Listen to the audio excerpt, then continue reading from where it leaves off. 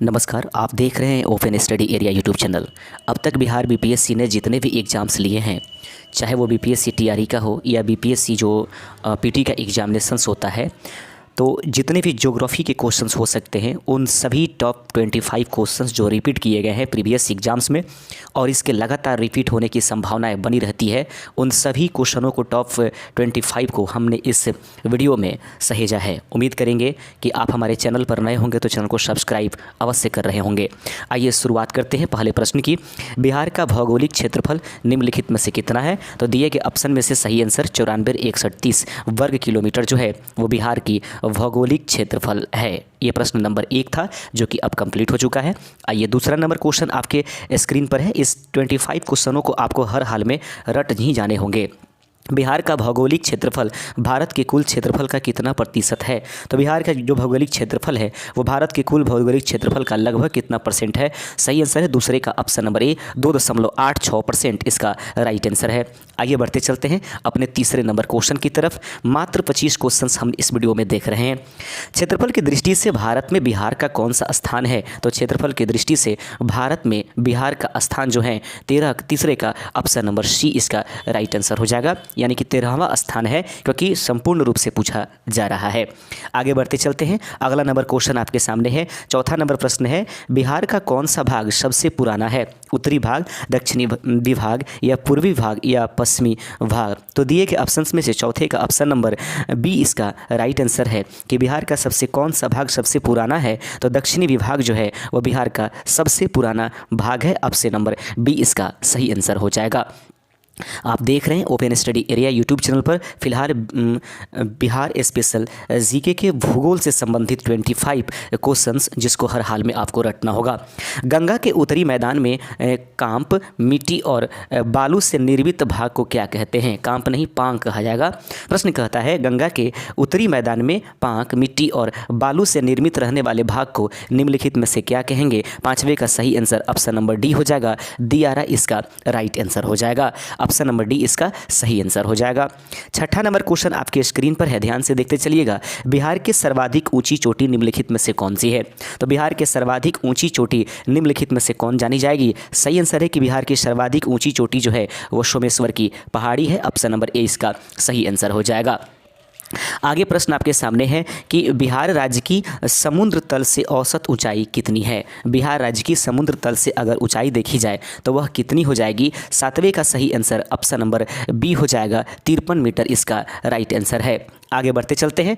अगला question 8वां number है कि शिवालिक श्रेणी का निर्माण हुआ है। तो शिवालिक श्रेणी का निर्माण निम्नलिखित में से किसके माध्यम से हुआ है? 8वें का सही आंसर है केनोजोइक युग में जो है शिवालिक श्रेणी का निर्माण हुआ है। 8वां का सही आंसर ऑप्शन नंबर ए हो जाएगा, केनोजोइक युग में शिवालिक श्रेणी का जो है निर्माण हुआ है। 8वां का ए इसका राइट आंसर है।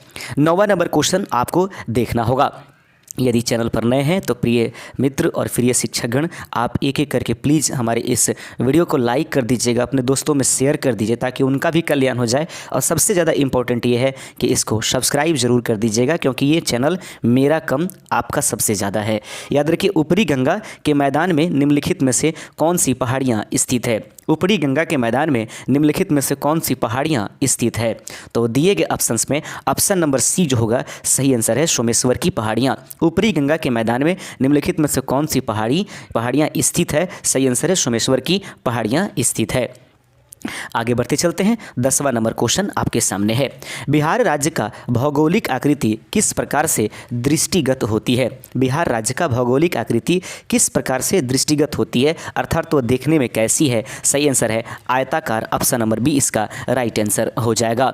आगे बढ़ते चलते हैं। अगला क्वेश्चन है, बिहार में धारवाड़ चट्टानें निम्नलिखित में से किस क्षेत्र की विशेषता नहीं है? 11 नंबर क्वेश्चन, दक्षिणी पूर्वी भाग ये सही आंसर नहीं है। बिहार शरीफ ये भी सही नहीं है। राजगीर ये भी सही नहीं है। उत्तरी रोहतास के रूप में यह जानी जाएगी। Option number D. आगे बढ़ते चलते हैं। 12वां नंबर क्वेश्चन आपके स्क्रीन पर है कि हरदा या दून घाटी की ऊंचाई कितनी है?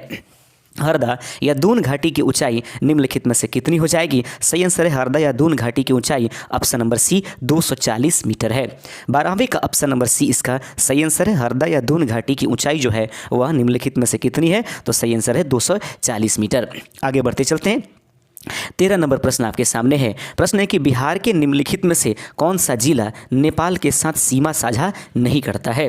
याद रखेंगे, बिहार का वह निम्नलिखित में से कौन सा जिला है जो दिए गए ऑप्शन है वह जो है वह नेपाल के साथ सीमा का साझा नहीं करता है। 13वें का सही आंसर हो जाएगा प्रिय छात्रगण या प्रिय शिक्षकगण, सही आंसर है पूर्णिया जो है वह अभी मतलब नेपाल के साथ सीमा साझा नहीं करता है, लेकिन सीतामढ़ी, किशनगंज, मधुबनी ये जो है जो कि उसको याद करने का तरीका है। पूर्वी नेपाल के साथ सितुआ मधुआ के साथ किशनगंज में ऑर्केस्ट्रा देख रहा था। ठीक है, इस प्रकार से याद करेंगे तो ये बिल्कुल आप जो है इसको देख पाएंगे।